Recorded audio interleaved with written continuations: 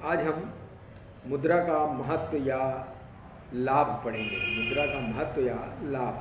पहला पॉइंट है मुद्रा आर्थिक जीवन का प्राण है। पहला पॉइंट है मुद्रा आर्थिक जीवन का प्राण है। इसके अंतर्गत उपभोग, उत्पादन, विनिमय, वितरण तथा राजस्व की क्रिया मुद्रा के बिना संभव नहीं है। जिस वस्तु का मनुष्य उपभोग करना चाहता है उसकी क्रय की मात्रा उसकी कीमत पर निर्भर करेगी। कीमत का निर्धारण मुद्रा में ही होता है।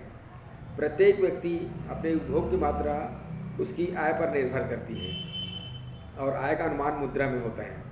कोई भी व्यक्ति देखेगा मुद्रा के आने के पश्चात कौन सी चीज़ लेनी है, कौन सी चीज़ उसके मन में है, कौन सी चीज़ उसके शक्ति में है, ये सब मुद्रा के कारण ही संभव हो। कई बार हम देखते हैं कुछ चीज़ें पसंद आ जाती है परंतु हमारे पास पर्याप्त मात्रा में मुद्रा नहीं रहती, हम उसका सेवन या उसका उपभोग या उसको क्रय नहीं करते। तो पूरे आर्थिक जीवन का प्राण मुद्रा। मुद्रा से बहुत चीज़ें सरल कर दी गई हैं। दूसरा है उपभोक्ता वर्ग को लाभ। मुद्रा के आविष्कार से उपभोक्ता वर्ग की बड़ी सुविधा हो गई। वह अपनी मांग को आसानी से स्थगित कर सकता है। देखिए, इसको पॉइंट को क्लियर कर रहा हूँ। यदि किसी वस्तु की कीमत बहुत ऊंची हो जाती है तो उसका क्रय भविष्य के लिए तब तक स्थगित कर देता है जब तक कि कीमत में गिरावट नहीं आ जाती है। देखिए, मुद्रा के आविष्कार के बाद क्या हुआ है, उपभोक्ता वर्ग को बहुत सारा लाभ हुआ है। जैसे कोई वस्तु अचानक उसकी मांग बढ़ गई और उसकी कीमत बहुत बढ़ गई, तो जब तक वो उसका क्रय या उपभोग नहीं करता जब तक उसकी कीमत में गिरावट नहीं आ जाती। तो ये सब किसके कारण संभव हुआ? उपभोक्ता मुद्रा के कारण ही संभव हुआ। तीसरा है उत्पादक वर्ग को लाभ। उत्पादक वर्ग को लाभ। इसमें मुद्रा के बिना उत्पादन के विभिन्न साधन नहीं जुटाए जा सकते। उत्पत्ति के लिए 5 साधन होते हैं, आपको मालूम है। भूमि, श्रम, संगठन, साहस और पूंजी। अगर आपके पास पर्याप्त मात्रा में मुद्रा है तो ये साधन आप आसानी से जुटा सकते हैं और माल उत्पादित करने के लिए कच्चा माल भी खरीद सकते हैं। तो ये सब किसके कारण, उत्पादक के लिए किसके कारण संभव हुआ? मुद्रा के कारण। श्रम विभाजन तथा विशिष्टीकरण। चौथा पॉइंट है श्रम विभाजन तथा विशिष्टीकरण। मुद्रा ने श्रम विभाजन तथा विशिष्टीकरण को संभव बनाया है।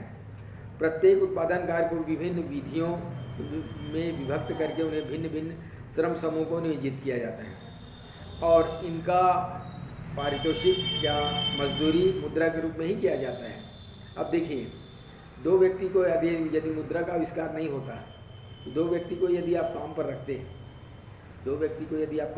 हैं, तो उसे बराबर मात्रा में आपको वस्तुएं देना पड़ता है। परंतु जब से मुद्रा का आविष्कार हुआ है तो योग्य व्यक्ति को ज़्यादा पैसा दिया जाता है और कम योग्यता वाले को कम पैसा दिया जाता है। तो ये सब किसके कारण संभव हुआ? मुद्रा के कारण ही संभव हुआ। पूंजी की गतिशीलता में वृद्धि। आप जो भी कमाते हैं वो पूंजी के रूप में रख लेते हैं, मुद्रा के रूप में रख लेते हैं। उसे कहीं भी इन्वेस्ट कर सकते हैं, मतलब उसमें गतिशीलता आ जाती है, कहीं भी इन्वेस्ट कर सकते हैं।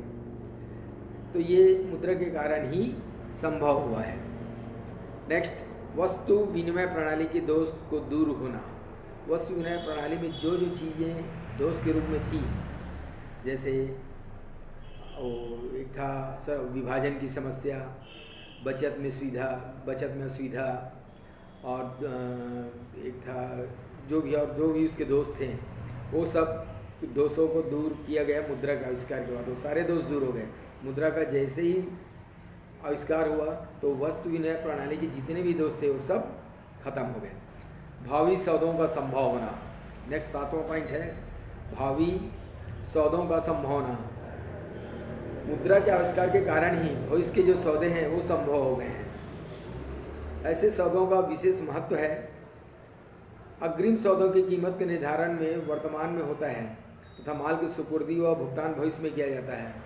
यहाँ ध्यान रखिएगा, कई बार आप वस्तु कीमत को ध्यान में रख के आपको लगता है कि आप भविष्य में उसकी कीमत बढ़ जाएगा, तो आप वर्तमान में ही उसे क्रय कर लेते हैं। भले उसका मतलब मिले बाद में मिले, 2 माह बाद मिले, 3 माह पश्चात, मगर पैसे आप तुरंत भुगतान कर देते हैं मुद्रा के रूप में। तो भविष्य में जो भी सौदे हैं वो मुद्रा के कारण ही संभव हुआ। और लास्ट पॉइंट है भौतिक प्रगति। मुद्रा ने भौतिक प्रगति को संभव बनाया है। औद्योगिकरण भौतिक प्रगति का प्रमुख आधार है और पूंजी संचय के बिना औद्योगिकरण संभव नहीं है।